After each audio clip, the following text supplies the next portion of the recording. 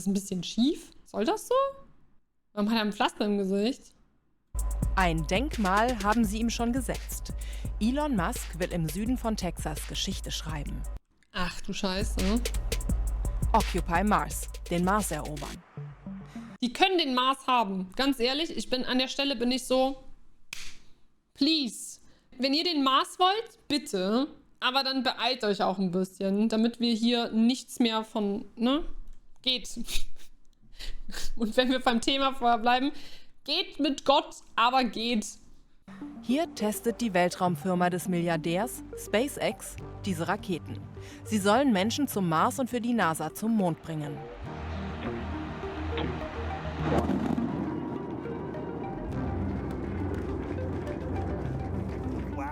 Wie viel Geld da einfach... Naja, ist ja auch egal.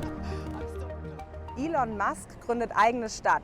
Damit hat diese kleine Siedlung für Schlagzeilen gesorgt. Warte, der gründet nicht nur eine eigene Partei, sondern auch eine eigene Stadt. SUV, SUV, SUV, SUV, SUV. Da hinten steht eine von Musks Raketen quasi direkt im SUV. Vorgarten der Leute, die hier leben. Als ich die Schlagzeilen gelesen habe, habe ich mich gefragt, ist es eigentlich wirklich so, dass ein Milliardär einfach so eine Stadt gründen Pickup. Wo ist der Unterschied zwischen einem SUV und einem Pickup? kann? Was bedeutet die Stadtgründung? Und ist das so gefährlich, wie die Gegnerinnen und Gegner hier in der Region sagen? Lol, wait a minute. Das ist ja quasi direkt nebenan, Alter. Ach, weil ein Pickup eine Ladefläche hat. Okay. Starbase. Diese Siedlung auf der Erde soll Base, Stützpunkt für Musks Kolonie auf dem Mars sein. Der Weltraum ist allgegenwärtig an diesem Ort, der jetzt als Elon Musks Stadt bekannt ist. Als wir den Ort besuchen, ist er gerade offiziell zur Stadt geworden. Private Property. Wo ich hier herumlaufen darf, macht SpaceX klar. Von den ursprünglichen Anwohnern sind nur wenige geblieben. Jetzt sollen hier hauptsächlich Musks Angestellte und ihre Familien wohnen. Auch der Milliardär Kostenlos? I doubt it. soll hier ein Haus haben. Vor der Kamera möchte niemand mit mir sprechen. Das hier ist die Hauptstraße der alten Siedlung. Und die neu renovierten Häuser, das sind die, wo die SpaceX-Mitarbeiterinnen und Mitarbeiter wohnen. So hat mir das ein Anwohner erklärt. Und es gibt aber noch vereinzelt Häuser, wo die Menschen leben, die eben schon da waren, bevor Musks Raketenfirma sich hier angesiedelt hat. Und einer der Anwohner, der hat mit mir gesprochen, als die Kamera aus war. Und der hat mir gesagt, eigentlich wollte er hier den Rest seines Lebens verbringen. Und jetzt ist er aber im Alltag eingeschränkt. Zum Beispiel durch Straßensperrungen, wenn die Raketen bewegt werden. Und vor allem, weil die Siedlung immer evakuiert werden muss, wenn die Raketen starten. Wie dämlich ist das denn? Wer will denn da wohnen, wenn so eine Rakete hochgeballert wird, die alle evakuiert werden müssen, weil es zu nah dran ist? Ist das scheiße. Eine einzige Straße verbindet die nächstgrößere Stadt mit Starbase.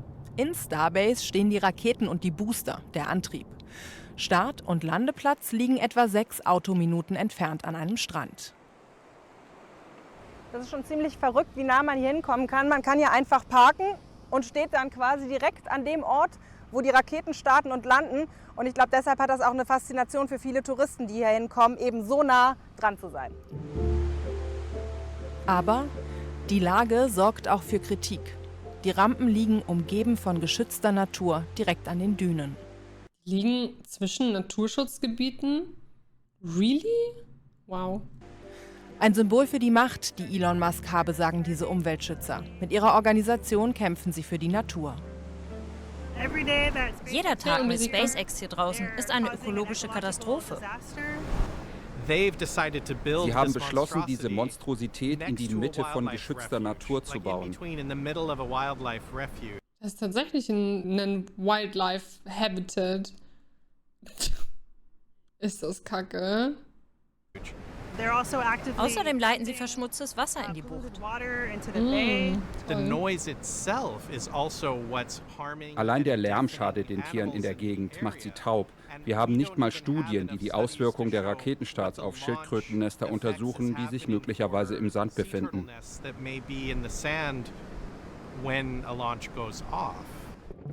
Doch nicht nur direkt am Strand testet die Firma die Raketen.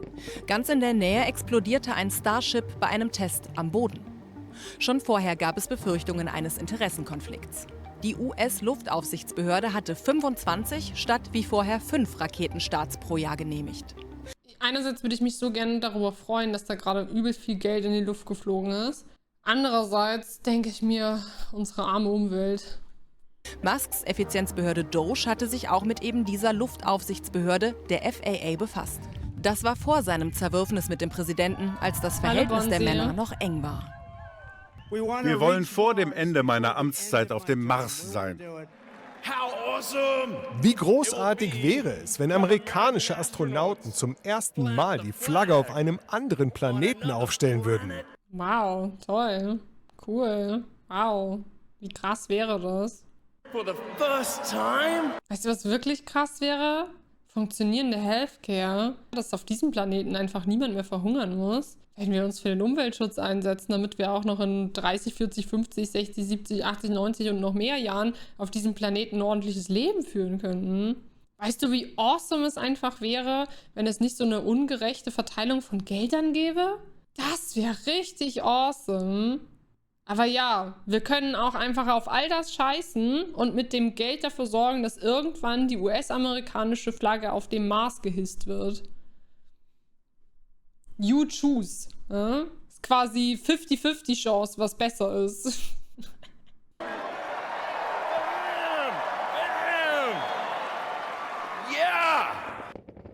Kurz nach seiner Wahl besuchte der US-Präsident Starbase oder Boca Chica Village, wie es früher hieß. Konnte Musk die Siedlung wirklich einfach so zu seiner eigenen Stadt machen? Um das zu verstehen, habe ich Brownsville besucht, den nächstgrößeren Ort. Dieser Boden ist so gebonert, dass er spiegelt. Ist das crazy? In diesem Raum wird Starbase am Tag meines Besuchs ganz offiziell zur Stadt. Tagesordnungspunkt 4M. In Texas können Anwohnerinnen und Anwohner per Wahl eine Stadt gründen. Im Fall von Starbase hatten die meisten der knapp 300 Wahlberechtigten dafür gestimmt. Die einzigen Wahlberechtigten sind diejenigen, die in dem Gebiet wohnen, das den Gründungsantrag stellt. Elon Musk hat seine eigene Stadt gegründet. Neben der Raketenbasis. Neben seiner Raketenbasis. In einem Umweltschutzgebiet. Das war in diesem speziellen Fall der Fall. Und natürlich haben sie dem Antrag zugestimmt. Lea, auch einfach ein geiler Name. Denn unter den Wahlberechtigten waren viele SpaceX-Mitarbeiter. Nein, wer hätte das gedacht? Ich gratuliere Starbase, dem Bürgermeister und den 2 Stadträten. Elon Musk ist jetzt auch Bürgermeister. Reicht ja auch nicht, der reichste Mensch der Welt zu sein. Man muss auch noch Bürgermeister sein, ne? Christopher ist empört. Er glaubt, die Stadtgründung könnte ein weiterer Schritt Musks sein, seine Macht in der Region auszubauen. Indirekt, über seine Angestellten in staatlichen Positionen. Der erwähnte Bürgermeister ist ein Manager von SpaceX, die Stadträte ebenfalls Mitarbeiter. Durch die Stadtgründung können zum Beispiel Anwohner enteignet werden. Ach, da ist Enteignung okay, ja? Da ist es okay. Aber wir reden über Enteignung von reichen Menschen, wenn sie auf Wohnungsraum sitzen und nichts dafür tun. Da ist Enteignung okay. Da ist es auf einmal die linke Angst nicht mehr da. Ob und wann die Straße oder der Strand für Raketenstarts gesperrt werden, entscheidet der Landkreis und damit auch Eddie Trevino. Noch. Im Sinne des öffentlichen Interesses wäre es am besten, die Dinge zu lassen, wie sie sind. Dass der Landkreis die Entscheidungsgewalt hat, wann der Highway 4 und der Strand geschlossen werden, anstatt das an die brandneue Gemeinde Starbase zu geben. Offensichtlich die Stadtgründung eines Unternehmens, die aus den Mitarbeitern von SpaceX besteht. Aber genau das könnte passieren. Ein republikanischer Abgeordneter will die Gesetze in Texas so ändern, dass unter der Woche nicht mehr der Landkreis über Sperrungen entscheidet, sondern die Offiziellen in Starbase. Tut mir leid, Trauerdurst. Es tut mir leid für alle, die das gerade sehen und sich denken... Musk seine eigene Partei gründet, teilen sich die ganzen Idioten zwischen ihm und Trump auf. Dann ist das jeweils kleiner. Das ist ein bisschen meine Hoffnung. Und dann ist das so eine Entscheidung zwischen Pest und Cholera. Ja, wobei, wir haben keinen Vergleich hier in Deutschland, weil es keine AfD 2.0 gibt. Ja, es gibt die CDU, aber ich weiß jetzt nicht, ob irgendeiner dieser beiden Menschen der CDU-CSU gerecht werden würde. Also im Moment Musks Mitarbeiter. Nicht nur zu Raketenstarts ist diese Straße blockiert, auch beim Raketentransport. Abschnittsweise. Dafür sorgt der Sheriff. Okay, jetzt erleben wir das, was uns hier alle Leute in der Gegend erzählt haben, dass die einzige Zufahrtsstraße zum Strand blockiert ist, weil eine Rakete bewegt werden muss. Für die Menschen in der Gegend sei der Strand aber wichtig, sagt Becker. Ein heiliger Ort für die indigene Bevölkerung, für viele andere Platz zum Fischen oder Baden.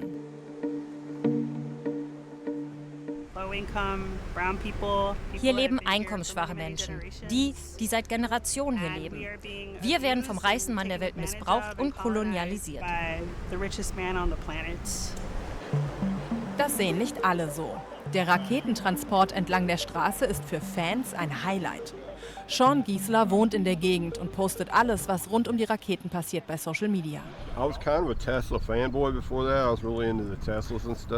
Ich war so eine Art Tesla-Fanboy, mochte den ganzen Lifestyle darum. Dann habe ich von den Raketen gehört, dass sie hier landen. Ich dachte, verrückt, das kann nicht sein. Nach der Kritik, die ich über Elon Musk und seine Firma gehört habe, will ich von ihm wissen: Was denken Sie über Elon Musk und SpaceX?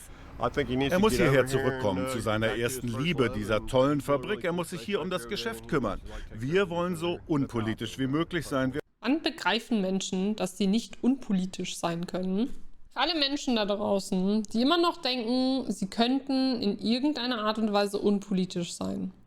Sobald ihr einen moralischen Kompass habt, seid ihr nicht unpolitisch. Sobald ihr eine Meinung zu gesellschaftlichen Themen habt, seid ihr nicht unpolitisch. Das geht nicht. Also nur wenn du eine leere Hülle ohne eigenen Sinn und Verstand bist, dann kannst du unpolitisch sein.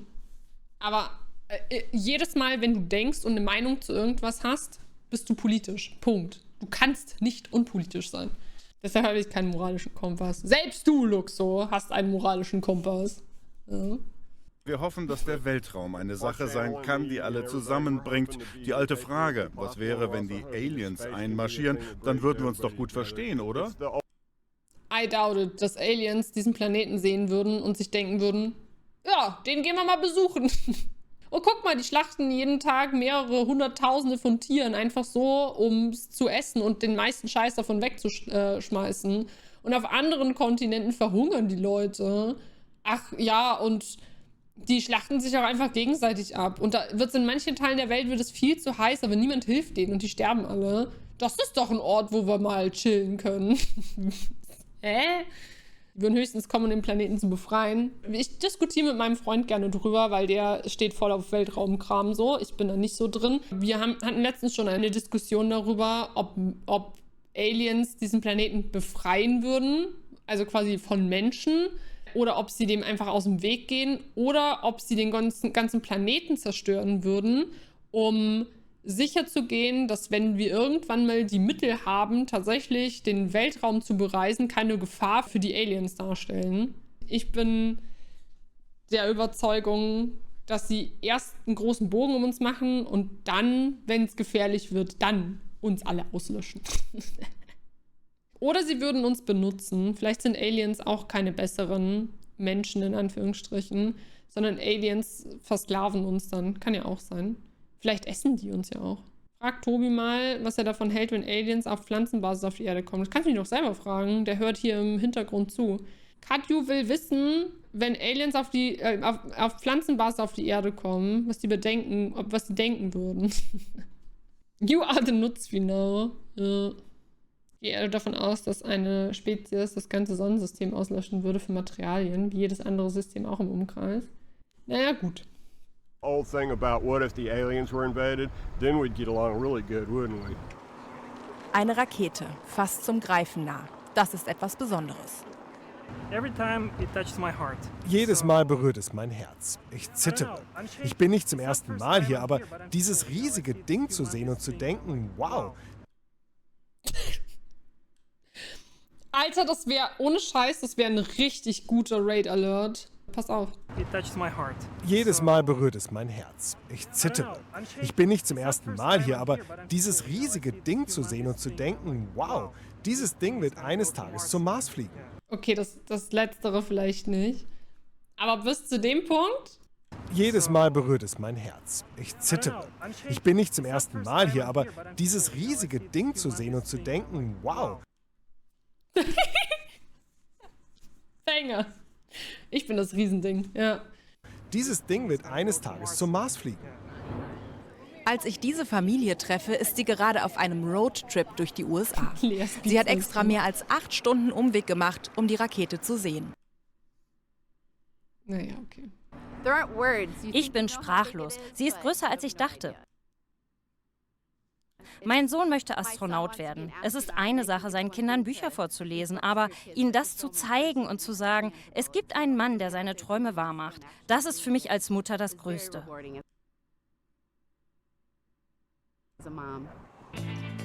Weltraumtourismus ist ein wichtiger Wirtschaftsfaktor für die Region. Die Gegend um Starbase ist eine der ärmsten der USA. Mensch, nein, erzähle. Das verwundert mich ja jetzt komplett. In der nächstgrößeren Stadt Brownsville gehört das Weltall mittlerweile zum Straßenbild. Auch dank ihm. Gilberto Salinas Job ist es, Unternehmen in die Region zu holen. Der hat Villain-Eyebrows. Der hat richtige Bösewicht-Augenbrauen. Und damit Geld. Er hat mit Elon Musk verhandelt. Damals, vor 14 Jahren, sei SpaceX noch kleiner gewesen und ein Investment ein Risiko. Wie sollten wir hierher Er hat nur eine Villain-Augenbraue. Das ist auch crazy. zurückkommen und das erklären? Lasst uns mit unserem hart erarbeiteten Steuergeld ein Unternehmen unterstützen, das wohlgemerkt 2 Raketenexplosionen hatte. Und wenn der nächste anstehende Start scheitert, gehen sie möglicherweise pleite. Oh, und übrigens, wir wollen dieses Unternehmen in unsere Stadt holen, weil sie die Menschheit retten, den Mars kolonialisieren. Digga, oh, wie weit entfernt... Wie kann man sich basically hinstellen und tatsächlich irgendwie, also ich weiß, dass nicht er das sagt, sondern dass das Zitate sind, die er raushaut. Wer stellt sich basically hin und sagt, Elon Musk rettet die Menschheit? Wer sagt sowas? Unironisch. Wer ist denn der Meinung, Elon Musk rettet die Menschheit? Den Mars werden wir durch Elon Musk nicht kolonialisieren. Wir können den Mars mit der Technik, die wir heute besitzen, mit einer großen Wahrscheinlichkeit auch nicht so terraformen, wie der sich das vorstellt. So, sag mal. Er könnte tatsächlich die Menschheit retten mit seinem Geld, aber er hat sich dazu entschieden, in die Luft zu schicken. Riesige Phallusobjekte, um zu zeigen, wie viel Geld er hat und wie viel Macht er hat. wollen. Natürlich sei die Politik dem Milliardär entgegengekommen, aber das habe sich ausgezahlt. Dieses kleine Projekt hier hat einen großen Einfluss auf das Wachstum dieser Stadt. So sieht das aus der Luft aus. SpaceX zieht andere Firmen in die Gegend um die Stadt. Hier wird der sogenannte Space Park gebaut, zeigt mir Salinas auf der Karte. Der Tourismus sei die andere wichtige Einnahmequelle. Sie bringen pro Raketenstart etwa 20.000 Besucher her, Tendenz steigend. Das ist eine weitere Form der wirtschaftlichen Entwicklung. Er hat doch gerade selber gesagt, dass es nur noch maybe eine Raketenexplosion dauern könnte, dass die Firma pleite ist. Und dann werden da halt auch keine Raketen mehr gebaut und keine Raketen mehr hochgeballert. Und dann werden dort auch keine Touristen mehr kommen. Wie kann man sich denn auf den Tourismus stützen, wenn man weiß, dass das alles an einem seidenen Faden hängt? Das war damals, vor vielen Jahren. Weil damals SpaceX noch nicht so ein großes Ding war oder so. Wenn man den Mars terraformen könnte, sodass wir da leben könnten, könnten wir auch die Erde so terraformen, dass wir hier bleiben können. Ja, das ist richtig. Aber ist halt nicht so. Die Menschen kommen in unsere Stadt, übernachten in unseren Hotels. Nicht für alle zahlt sich Musks Mars-Mission aus. For Rent, zu vermieten, steht hier an der Tür. Die Mietpreise steigen. Ah, stimmt, ja, haben wir vergessen, dass das natürlich dann auch noch ein Ding ist. In Sichtweite liegt das Restaurant von Robert Thibodeau. Es kämen mehr jüngere Leute zum Ausgehen in die Stadt. Nachts gibt's mehr zu verdienen, aber für mein Restaurant und die anderen kleinen Restaurants hier in der Innenstadt hat sich nicht viel verändert. Gilberto Salinas nimmt mich mit in eine alte Markthalle. Er kennt die Bedenken, Musks Einfluss sei zu groß. Doch der Milliardär kümmere sich, investiere hier mit seiner Stiftung Geld in die Community. Hier kommt ein Restaurant rein und hier Marktstände für Händler. In den Wochen seit meiner Rückkehr sind in Starbase einige Entscheidungen getroffen worden. Der Anwohner, der vor laufender Kamera nicht mit mir sprechen wollte, der hatte ja befürchtet, dass Starbase zur sogenannten Gated Community werden könnte, also durch Schranken abgesperrt. Und das scheint sich jetzt zu bewahrheiten. Lol. Die Offiziellen haben nämlich beschlossen, dass auch öffentliche Straßen, auf denen wir noch gedreht haben, abgesperrt werden sollen. Aus Sicherheitsgründen, schreiben sie, und um Durchgangsverkehr zu vermeiden. Elon Musks heißer Draht ins Weiße Haus ist mittlerweile abgekühlt. Trotzdem verdient er noch Geld durch Geschäfte mit der Regierung, zum Beispiel mit dem US-Verteidigungsministerium. Ja, gut. Ich hoffe, ihr fühlt euch jetzt alle ein bisschen besser.